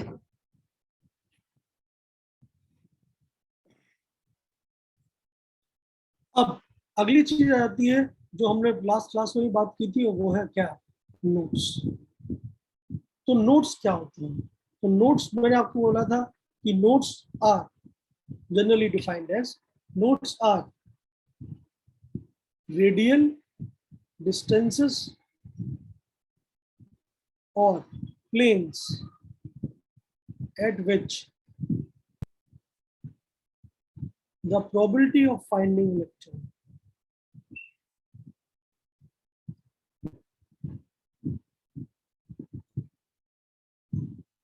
मतलब साई स्क्वायर की वैल्यू क्या है इज 0, मतलब ऐसी जगह न्यूक्लियस से r डिस्टेंस पे, r मतलब रेडियल मतलब स्फेरिकल, समझ में आई बात, r मतलब रेडियस रेडियल, या फिर plane x y plane, y z plane, z x plane, ठीक है।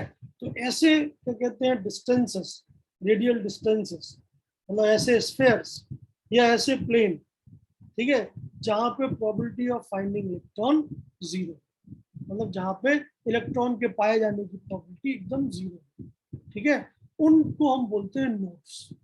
इतनी बात सबकी समझ में आ रही है, नहीं बोलिए नोट्स। जी सर समझ में आ रहा है सर। हाँ, तो नोट्स जो है वो as per the definition 2 type के होंगे, कौन कौन से होंगे बताइए। एक तो होगा कौन सा नोट, रेडियल एक एंड तो होगा एंगुलर। आपका रेडियल नोट, रेडियल। रेडियल को ही हम बोलते हैं स्फेरिकल नोट, क्योंकि आर रेडियस पे अगर आप चारों तरफ घूमेंगे तो आपको स्फेयर ही मिलेगा 3D स्पेस में, आर डिस्टेंस पे 2D में क्या मिलता है सर्किल, 3D में क्या मिलता है स्फेयर, ठीक है। So you will call them radial और स्फेरिकल नोट्स, ठीक है। और दूसरे कौन से हैं, प्लेनर, ऐसे प्लेन मिलेंगे, ठीक है। तो प्लेन एक 0 एंगल पे भी हो सकता है, किसी पर्टिकुलर एंगल पे हो सकता है, तो उनको हम बोलते हैं प्लेनर, या उन्हीं का नाम सर है प्लेन एंगुलर भी हो सकता है क्या? Angular node. बिल्कुल, Yes, तो sir. शेप पे डिपेंड करेगा ना, ऑर्बिटल का शेप जो है वो 3D में है, ठीक है। तो वो डायरेक्टली एक्सिस के अलोंग भी हो सकता है और किसी एंगल पे टिल्टेड भी हो सकता है, इट डिपेंड। ठीक है, समझ में आई बात? तो उन्हीं को हम बोलते हैं प्लेनर या एंगुलर नोड्स। ठीक है, तो दो टाइप के नोड्स होते हैं, एक रेडियल नोड और दूसरा angular node. Generally radial node को हम कैसे रिप्रेजेंट करते हैं, एन आर से। एंगुलर नोड को कैसे रिप्रेजेंट करते हैं, एन एल से। NL से। ठीक है, क्लियर है? तो एक एन आर है, एक सर अब किसी सर, ऑर्बिटल में बोलिए। मुझे नोट समझ में नहीं आया। हाँ, कैसे बोलता हूँ, नोड का मतलब क्या है? देखो, आपने क्या कहते हैं, वेव वेव मैकेनिकल कंसेप्ट लगा के वो डिस्टेंस, मतलब वो पर्टिकुलर वॉल्यूम नोट कर लिया है जिस वॉल्यूम में probability of finding electron maximum है। ठीक है, इतना तो समझ में आया। उसको आपने क्या बोला, ऑर्बिटल बोला। ठीक है, नोड क्या रिप्रेजेंट करता है? नोड रिप्रेजेंट करता है कि वो आर डिस्टेंसेस, मतलब वो रेडियल डिस्टेंसेस जहां पे किसी भी डायरेक्शन में आप मूव करें आपको probability of finding electron zero मिले। मतलब आपकी ऑर्बिटल में जितनी भी आपकी प्रोबेबिलिटी ऑफ फाइंडिंग इलेक्ट्रॉन वाली ऑर्बिटल थी, उस ऑर्बिटल का कोई भी पोर्शन आर डिस्टेंस पे नहीं आ रहा।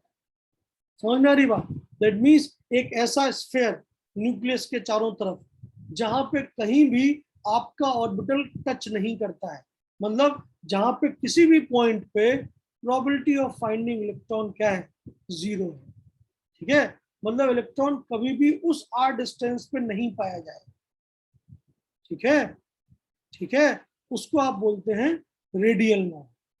ठीक है, या स्फेरिकल नोड। दूसरा क्या मैंने बोला, दूसरे ऐसे हो सकते हैं, ऐसे प्लेन, कि भैया एक प्लेन ऐसा है, इस प्लेन के ऊपर कहीं भी इलेक्ट्रॉन के पाए जाने की कोई प्रोबेबिलिटी नहीं। ठीक है, that will be known as planar node और एंगुलर नोड। तो नोड्स जो है वो पूरी आपके जीवन में दो टाइप के होते हैं। कौन कौन से? एक तो स्फेयर वाला नोड या रेडियल नोड, और दूसरा एंगुलर नोड या प्लेनर नोड। यही मैंने बताया अभी तक। बोलिए Tamanna ji. Hello. Yes sir. So notes जो है वो दो टाइप के पॉसिबल हैं। जैसे अभी मैंने आप एग्जांपल करिए, शुरुआत वाली क्लास में मैं किसी को बता रहा था। ठीक है, ये जब आप अलग अलग शेप देखेंगे तो आप ऐसा देखिए, 2s का जब आप शेप देखेंगे तो ये वो डिस्टेंस है r, जहां पे इस पूरी जगह पे अगर आप r रेडियस का एक स्फीयर बना देंगे ना, तो कहीं भी आपका इलेक्ट्रॉन के पाए जाने की प्रोबेबिलिटी नहीं है। तो ये जो R1 और R2 के बीच के कंसेंट्रिक सर्कल है, ये जो रेड कलर है, ये क्या बता रहा है आपको, एक रेडियल नोड या स्फेरिकल नोड 3D स्पेस में। ठीक है, 1s में कोई रेडियल नोड नहीं है, क्योंकि 1s में ये पूरी की पूरी इलेक्ट्रॉन डेंसिटी भरी हुई है। आप किसी भी आर डिस्टेंस पे जाके एक सर्कल बनाएंगे, स्फीयर बनाएंगे, हमेशा वो कुछ ना कुछ प्रोबेबिलिटी ऑफ फाइंडिंग इलेक्ट्रॉन उसमें होगा। ठीक है, बट 2s में ऐसा डिस्टेंस बिल्कुल अवेलेबल है जहां पे probability of finding electron zero. ठीक है, सिमिलरली अगर मैं p ऑर्बिटल की बात करूं जैसे इस केस में, तो आप क्लियरली देख सकते हो, क्योंकि ये जो d ऑर्बिटल है, ये देखिए xy प्लेन में है। तो xy प्लेन में होने की वजह से हम कभी भी r डिस्टेंस पे जाके अगर एक सर्कल बनाएंगे तो वो सर्कल हमेशा कट करेगा, मतलब उस सर्कल पे हर एक पॉइंट पे probability of finding electron zero नहीं होगा। ठीक है, लेकिन अगर मैं एक ऐसा प्लेन बना दूं YZ प्लेन, ये वाला प्लेन, तो देखिए YZ प्लेन से जब आप, जो कि ओरिजिन से पास हो रहा है, उससे अगर आप इसको पूरा काट देंगे तो कहीं भी इलेक्ट्रॉन डेंसिटी कट नहीं होगी। दैट मीन्स उस पूरे प्लेन के ऊपर प्रोबेबिलिटी ऑफ फाइंडिंग इलेक्ट्रॉन क्या है, जीरो है, and that will be known as an angular node और प्लेन नोड। समझ में आ रही बात? बोलिए मैडम। जी सर। एक तो तरीका क्या है भाई, एक तरीका तो ये है कि आप क्या कहते हैं, पूरी मेहनत करें, शेप के बारे में बात करें, शेप को 3D में इमेजिन करें, और फिर आप निकालें नोट्स, एंगुलर नोड और रेडियल नोड। दूसरा तरीका क्या है, क्वांटम नंबर्स आपके पास आ ही गए हैं, आप डायरेक्ट क्वांटम नंबर्स का इस्तेमाल करें और नोट की वैल्यू निकालें, हमेशा आपका आंसर सही आएगा। ठीक है, तो आपको ज्यादा इमेजिन 3D में करने की आवश्यकता नहीं पड़ेगी। ठीक है, किसी भी ऑर्बिटल में कितने एंगुलर नोड है, कितने रेडियल नोड है, टोटल कितने नोड है, ये सब एक फॉर्मूले से, बेसिक से फॉर्मूले से निकल आएगा। चलिए तो फॉर्मूला सीधा नोट करते हैं और देखते हैं कि क्या है। तो हमेशा याद रखिए, किसी भी फॉर एनी ऑर्बिटल, जब मैं किसी भी ऑर्बिटल की बात करूंगा तो कौन कौन से क्वांटम नंबर डिफाइन होंगे उसके, एक तो प्रिंसिपल क्वांटम नंबर n और दूसरा azimuthal quantum number l। Orientation की बात मैंने नहीं की अभी तक। ठीक है, तो किसी भी ऑर्बिटल के लिए मैं बात कर रहा हूँ। ठीक है, तो उसमें सबसे पहला रिजल्ट क्या है, सबसे पहला रिजल्ट है कि उस ऑर्बिटल के लिए जो एंगुलर नोड होंगे या जो प्लेनर नोड होंगे,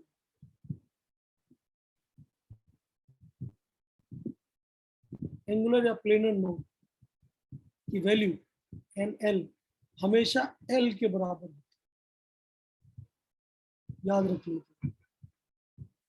ठीक है, तो किसी भी ऑर्बिटल के लिए उसके जो एंगुलर या प्लेनर नोड होते हैं उनकी वैल्यू एल के बराबर होती है। मतलब एस ऑर्बिटल के लिए 0, पी ऑर्बिटल है वो तो 1 एक एंगुलर नोड होगा, डी ऑर्बिटल है तो 2 एंगुलर नोड होंगे, एफ ऑर्बिटल है तो 3 एंगुलर नोड होंगे। तो ये एल की वैल्यू सीधा सीधा आप डाल दीजिए, आपको एंगुलर नोड्स मिल जाते हैं। ठीक है, किसी भी ऑर्बिटल के लिए जो टोटल नोड्स होते हैं वो हमेशा n-1 के बराबर होते हैं।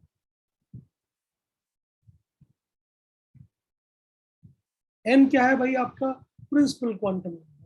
जैसे मैं बोलूं 5f ऑर्बिटल है तो 5f ऑर्बिटल के लिए टोटल नोड्स जो निकल के आएंगे वो होगा 5-1, क्योंकि पांचवी ऑर्बिट है, n की वैल्यू 5 है। ठीक है, तो टोटल नोड निकल के आएंगे 4। और 4 में से कितने एंगुलर नोड है, f ऑर्बिटल के लिए l की वैल्यू कितनी है, 3, तो 3 एंगुलर नोड है। तो रिमेनिंग एक जो होगा वो क्या होगा भाई साहब आपका रेडियल नोड। ठीक है, सो एंगुलर नोड रेडियल। हमेशा एल के बराबर होते हैं, और जो रेडियल नोड है या जो स्फेरिकल नोड है उनकी वैल्यू कितनी हो जाएगी, एन आर। टोटल में से एल को भी माइनस कर दो, टोटल है n-1, एंगुलर है एल, तो फॉर्मूला हो गया n-l-। बस ये हो गया, ये फॉर्मूला लगाइए और खुश हो जाइए। ठीक है, तो टोटल नोड का फॉर्मूला, एंगुलर नोड का फॉर्मूला एंड रेडियल नोड का फॉर्मूला। आप बस ये फॉर्मूला लगाइए, जहां पे n क्या है प्रिंसिपल क्वांटम नंबर, l क्या है एजीमुथल क्वांटम नंबर, बस बात खत्म। आपको हर एक चीज के नोड मिल जाएंगे, आपको 3D में इमेजिन नहीं करना पड़ेगा, सीधा आपका आंसर आ जाएगा। मेरी बात समझ में आ रही है, नहीं आ रही? तो ये शॉर्ट ट्रिक है, बहुत आसानी से आप इसका इस्तेमाल कर सकते हैं। आ रही क्या सर। बोलिए, गुलजार अहमद कह रहे हैं आप? क्वेश्चन से समझाइए सर। क्वेश्चन है, बिल्कुल क्वेश्चन तो दे ही सकते हैं, क्वेश्चन क्या दिखाएंगे। देखिए जैसे सवाल कैसे आ सकता, हाँ किसी को कोई दिक्कत है इसमें लिख लीजिए, ये इंपॉर्टेंट नोट्स तो मैं आपको भेज ही दूंगा, बट फिर भी जो इंपॉर्टेंट फॉर्मूले हैं वो जरूर आप नोट करें, फायदा है।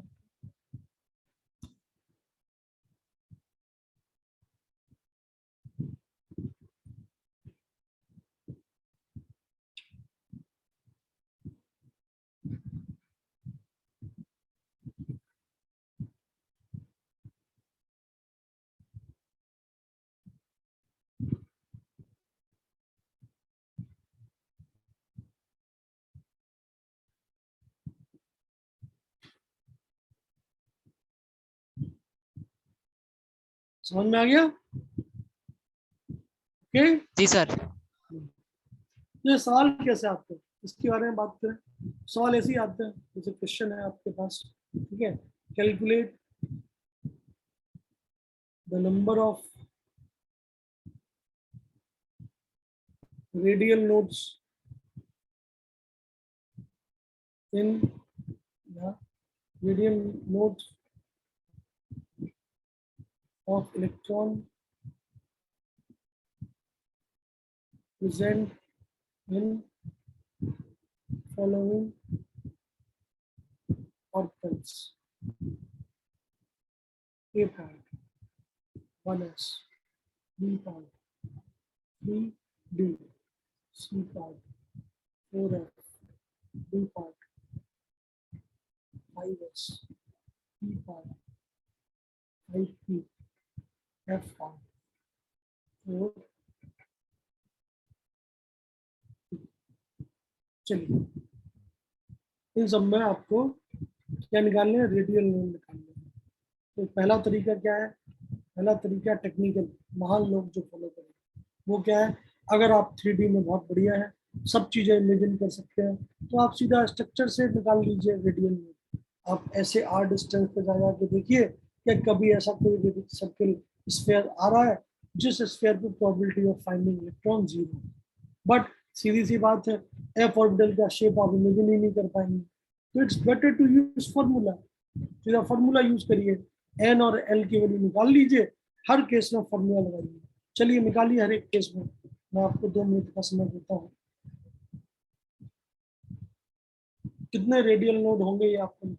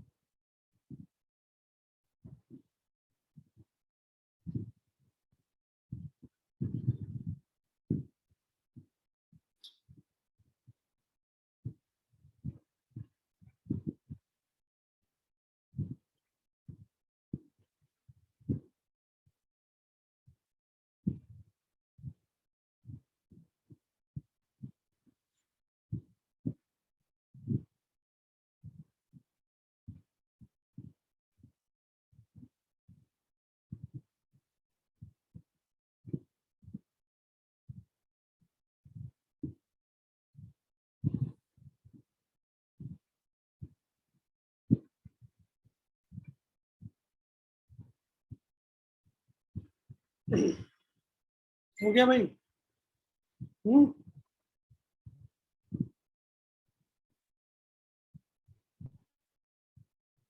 किसी का नहीं होगा? अच्छा, तो बहुत आसान था वैसे। देखिए जैसे पहला सवाल 1S, तो भैया देखो सीधी सी बात है, आपके जितने भी नोट्स वाले सवाल हैं वो सारे सवाल सॉल्व हो रहे हैं 2 वैल्यू से, एक तो एन और दूसरा एल। तो एन और एल निकाल लीजिए, बात खत्म हर एक केस में। बताइए इस केस में एन की वैल्यू कितनी है 1S के लिए? बोलो। 1S ऑर्बिटल के लिए फर्स्ट कौन सी ऑर्बिट है? 1। तो एन की वैल्यू हो गई 1। एल की वैल्यू कितनी है बताइए? एस ऑर्बिटल के लिए एल की वैल्यू कितनी होती है? 0। तो एन और एल मिल गया, फॉर्मूला लगा दीजिए सीधा। रेडियल नोड का फॉर्मूला होता है n माइनस एल माइनस 1। तो एन की वैल्यू 1, एल की वैल्यू 0 माइनस 1 मतलब 0, मतलब 1s ऑर्बिटल में कोई रेडियल नोड नहीं है, 0 है आंसर। ठीक है, मान लेते किसी और के, चलिए एफ वाले को सॉल्व करते हैं। एफ वाले में बताइए कितना आएगा? एफ है 4D, 4D के बताइए एन की वैल्यू कितनी है? 4, और डी ऑर्बिटल के लिए एल की वैल्यू कितनी है? 3 डी ऑर्बिटल के लिए 2 है। 2 सर। हाँ, सो बस रेडियल नोड निकाल लीजिए। So that is n minus l minus 1। So l n की वैल्यू है 4, l की वैल्यू है 2 और माइनस 1। टोटल कितना आएगा? 1। मतलब 4d ऑर्बिटल में एक रेडियल नोड 1। ठीक है, समझ में आई बात? तो एकदम मैथमेटिकली तुरंत सॉल्व करके अपना आंसर निकाल लीजिए और खुश हो जाइए। ठीक है, अब 3D में अगर आप इमेजिन करते हैं 4D को तो आपको निकालने में बहुत दिक्कत होती, ठीक है, और परेशानियां होती। तो it's better to use the formula which is tried and tested. आप सीधा आंसर निकाल सकते हैं। और एग्जाम में तो सीधा सवाल ऐसे ही आता है कि the total number of nodes present in 4D orbital is option 1 2 3 4। आपको पता होना चाहिए। डायरेक्ट फॉर्मूला लगाइए, आंसर पाइए, खुश हो जाइए। ठीक है, समझ में आया? जी सर। और किसी को कोई डाउट है, परेशानी है, बताए?